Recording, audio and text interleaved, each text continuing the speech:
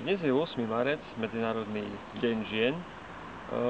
Trošku mrholí, je ráno približne 9 hodín. Je úplne zatiahnuté. Meriame intenzitu difúzneho žiarenia dopadajúceho na horizontálnu plochu a tá má hodnotu 26 W na meter štvorcový, 25 teraz to zišlo. Keď sa to zatiahne fotoaparátom, tak to zíde na 22. Dobre.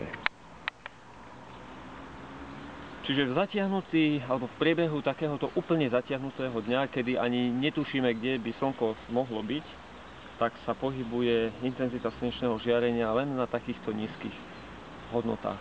Čiže tam je bezpredmetné hovoriť o nejakej slnečnej energii a nejakom výťažku tejto energie solárnymi zariadeniami.